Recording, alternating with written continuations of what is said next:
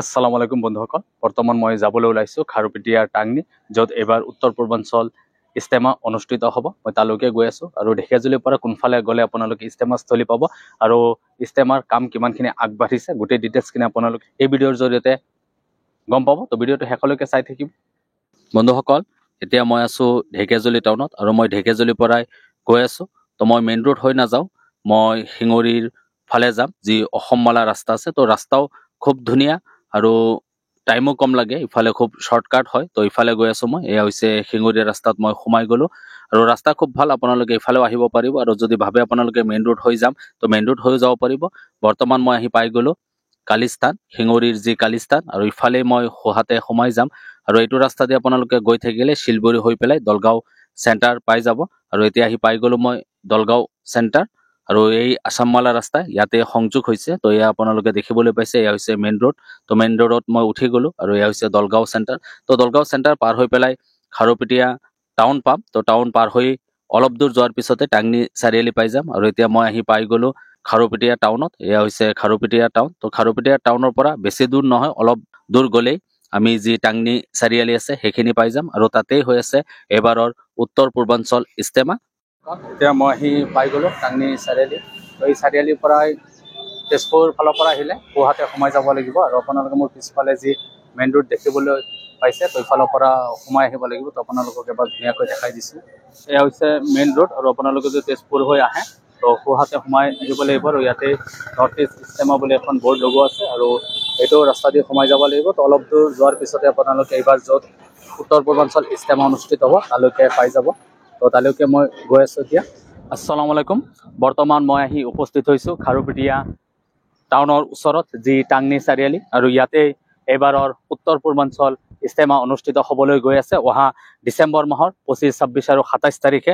আৰু এয়া যে আপোনালোকে মোৰ পিছফালে দেখিবলৈ পাইছে, এয়া ব্যাপক আয়োজন চলি আছে। তিনিদিনীয়াকৈ এইবাৰ উত্তৰ পূৰ্বাঞ্চল ইষ্টেমা অনুষ্ঠিত হ'ব আমাৰ দৰং জিলাৰ যি খাৰুপেটীয়া টাউনৰ ওচৰতে টাংনি চাৰিআলি আছে আৰু আপোনালোকে পিছফালে দেখিবলৈ পাইছে ইয়াত কাম চলি আছে।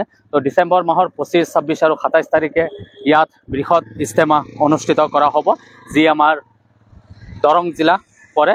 আৰু আপোনালোকে খাৰুপেটীয়া টাউন পাৰ হৈ আহি পেলাই 3-4 কিলোমিটাৰ আহিলে টাংনি চাৰিআলি পাব আৰু টাংনি চাৰিআলিৰ পৰা সোহাতে সোমাই আহিলে খুব বেছি 100 মিটাৰমান আহিলে আপোনালোকে পাই যাব। মই আপোনালোকক এবাৰ দেখাই দিছোঁ। এইটো যি ৰাস্তা আপোনালোকে দেখিবলৈ পাইছে, এই আগতে আপোনালোকে টাংনি চাৰিআলি পাব। ইয়াৰ পৰা চাৰিআলি দেখাই পায় খুব বেছি 100 বা 150 মিটাৰমান হ'ব। তো 150 মিটাৰমান আহিলেই এইবাৰ ইয়াত উত্তৰ পূৰ্বাঞ্চল ইষ্টেমা অনুষ্ঠিত হ'ব। এই ঠাইখিনি আপোনালোকে আহি পাই যাব আৰু এইফালে সোমাই গ'লে এই পথাৰ যে আপোনালোকে দেখিবলৈ পাইছে এতিয়া সেউজীয়া হৈ আছে, ধান আছে। তো ধান কটাৰ পিছতে ইয়াত ডাঙৰ পেণ্ডেল হ'ব আৰু আশা কৰা হৈছে যি উত্তৰ পূৰ্বাঞ্চল ইষ্টেমা আমাৰ শোণিতপুৰ জিলাৰ ঢেকীয়াজুলিত হৈছিল তাতোকৈ ডাঙৰ ইষ্টেমা এইবাৰ আমাৰ দৰং জিলাৰ যি টাংনি চাৰিআলি আছে তাত হ'বলৈ গৈ আছে। আৰু আপোনালোকে আহিব আৰু কোনোবাই যদি ভাবিছে শ্ৰমদান কৰিম বুলি, তো আপোনালোকে আহি পেলাই শ্ৰমদান কৰিব। আৰু কাম চলি আছে, কাম পূৰ্ণগতিত আৰম্ভ হৈ গৈছে। ইয়াত প্ৰায় 2 মাহমান কাম চলিব। তো আপোনালোকে কোনোবাই যদি ভাবিছে শ্ৰমদান কৰিম বুলি আহিব আৰু আপোনালোকে ঢেকীয়াজুলিৰ পৰা কোনফালে আহিলে এই ঠাইডোখৰ পাব, গোটেই ডিটেইলছখিনি আপোনালোকে মোৰ ভিডিঅ'ত পাব।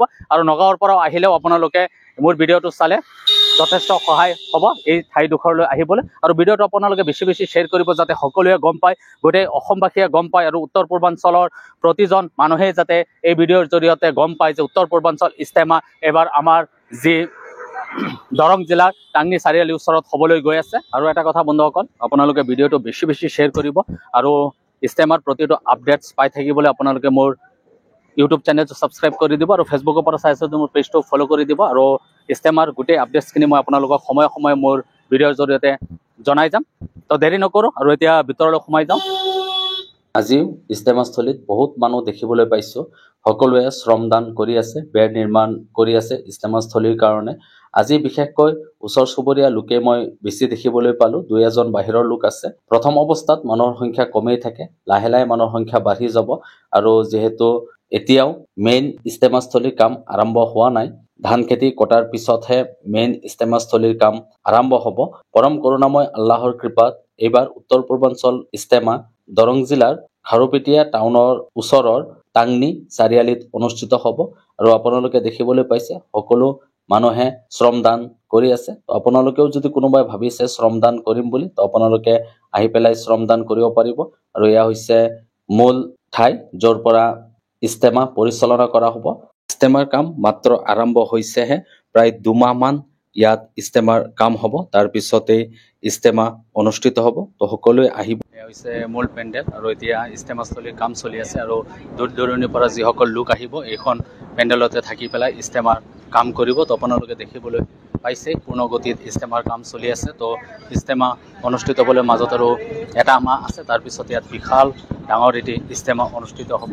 ইস্তেমাত লাখ লাখ মানুহ আহি পেলাই উপস্থিত হ'ব। আৰু আপোনালোকেও যিমান দূৰ পাৰে ভিডিঅ'টো শ্বেয়াৰ কৰি দিব। আৰু আপোনালোকে আহি পেলাই কোনোবাই যদি ভাবিছে শ্ৰমদান কৰিম, তো আহিব, আপোনালোকে আহি পেলাই শ্ৰমদান কৰি দিব। এটি মহৎ অনুষ্ঠান। এয়া হৈছে উত্তৰ পূৰ্বাঞ্চল ইস্তেমাস্থলীৰ পৰা মই আপোনালোকক দেখাই আছোঁ। আৰু এয়া যে আপোনালোকে দেখিবলৈ পাইছে, ইয়াত বিভিন্ন জিলাৰ পৰা অহা লোকসকলে যিয়ে ইয়াত শ্ৰমদান কৰি আছে, তেওঁলোকে ইয়াত থাকিবৰ কাৰণে সুব্যৱস্থা কৰি দিয়া হৈছে।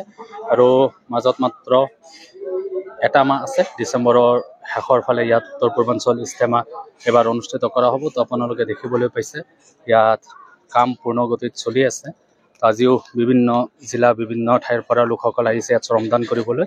আৰু মই আজি আহি উপস্থিত হৈছোঁ উত্তৰ পূৰ্বাঞ্চল ইস্তেমাস্থলীত, য'ত এইবাৰৰ উত্তৰ পূৰ্বাঞ্চল ইস্তেমা অনুষ্ঠিত হ'ব। তাৰ পৰা মই আপোনালোকক দেখাই আছোঁ। আৰু এই আগফালে যে আপোনালোকে যি ধাননি পথাৰ দেখিছে, এয়া ধান কটাৰ পিছত ইস্তেমাস্থলীৰ কাম পূৰ্ণগতিত চলিব। আৰু এতিয়াও কাম চলি আছে। আৰু এয়া যিসকল দূৰ দূৰণিৰ পৰা অহা মুছল্লিসকলে ইয়াত থাকিবলৈ সুব্যৱস্থা কৰি থকা হৈছে। তো এয়া হৈছে উত্তৰ পূৰ্বাঞ্চল ইস্তেমাস্থলীৰ আজিৰ পৰিৱেশ। তো মই আপোনালোকক দেখাই আছোঁ। আৰু ভিডিঅ'টো আপোনালোকে বেছি বেছি শ্বেয়াৰ কৰিব, যাতে সকলোৱে গম পায় যে এইবাৰ উত্তৰ পূৰ্বাঞ্চল ইস্তেমা ক'ত অনুষ্ঠিত হৈ আছে। আৰু এই আগফালে যে আপোনালোকে ধাননি পথাৰ দেখিছে, এয়া কটাৰ পিছত গোটেই পেণ্ডেল বনোৱা হ'ব। আৰু আশা কৰা হৈছে যে উত্তৰ পূৰ্বাঞ্চল ইস্তেমা যোৱাবাৰ আমাৰ ঢেকীয়াজুলিত অনুষ্ঠিত হৈছিল, তাতো হৈছে বহুত ডাঙৰকৈ ইয়াত উদযাপন কৰা হ'ব বুলি মই শুনিছোঁ। আৰু বিভিন্ন জিলা পৰা লোকসকল আহি আছে, আনকি বিভিন্ন ৰাজ্যৰ পৰাও লোকসকল আহি ইয়াত সমবেত হ'ব। আৰু ইয়াত কাম আৰম্ভ হৈ গৈছে। 2 মাহ পূৰ্ণগতিত কাম চলিব। আৰু আপোনালোকে যদি কোনোবাই সহযোগ কৰিম বুলি ভাবিছে, তো আহিব, আপোনালোকে আহি পেলাই শ্ৰমদান কৰি দিব। আৰু আজিৰ যি পৰিৱেশ মই আপোনালোকক দেখাই আছোঁ এই ভিডিঅ'ৰ জৰিয়তে, এয়া হৈছে এটি বিশাল পথাৰ। আৰু ইয়াতেই অনুষ্ঠিত হ'ব এইবাৰ উত্তৰ পূৰ্বাঞ্চল ইস্তেমা। তো 1 মাহৰ ভিতৰত ধান কটা হৈ যাব। ধান কটাৰ পিছতে ইয়াত ইস্তেমাৰ যি বিশাল পেণ্ডেল নিৰ্মাণ কৰা হ'ব। বৰ্তমান আৰজি মছজিদৰ কাম চলি আছে। আপোনালোকে দেখিবলৈ পাইছে গোটেই বাঁহ। তো এয়া ইস্তেমা টেণ্টৰ কাম কৰিবলৈ বাঁহ আনি থকা হৈছে। এয়া চাওক আপোনালোকে, ইয়াত দম বাঁহ আনি পেলাই থৈছে। তো ইয়াৰ এই ইস্তেমাৰ পেণ্ডেল নিৰ্মাণ কৰা হ'ব। এয়া হৈছে আৰজি মছজিদ। ইস্তেমা পৰিচালনাৰ কাৰণে আগতেই আৰজি মছজিদ নিৰ্মাণ কৰা হয়। আৰু এই আৰজি মছজিদৰ পৰাই ইস্তেমা পৰিচালনা কৰা হ'ব। ইয়াত প্ৰতিদিনাই মাচুৰা হ'ব ইস্তেমাৰ ওপৰত। তো ইস্তেমাৰ কামখিনি কেনেকৈ কৰিব লাগে, গোটেই মাচুৰা হোৱাৰ পিছত সকলোৱে সেইমতেই কামখিনি কৰিব। এটি বিশাল ইস্তেমা, ইতিমধ্যে কাম আৰম্ভ হৈ গৈছে। কেইবামাহো ইয়াত কাম চলিব। আৰু ৰাতিও ইয়াত মানুহ থাকে। তো মানুহ থকাৰো সুব্যৱস্থা আছে। মই আজি আহিছিলোঁ ইস্তেমাস্থলীৰ ভিডিঅ' বনাবলৈ। আৰু ইস্তেমাৰ ভিডিঅ' মোৰ তাত পাই থাকিব। আৰু মোৰ ভিডিঅ'বোৰ চাবলৈ আপোনালোকে মোৰ ইউটিউব চেনেলটো ছাবস্ক্ৰাইব কৰি দিব। আৰু ফেচবুকৰ পৰা চাই আছে যদি মোৰ পেজটো ফ'ল' কৰি ৰাখিব। ইস্তেমাৰ প্ৰতিটো আপডেট মই আপোনালোকক দি থাকিম।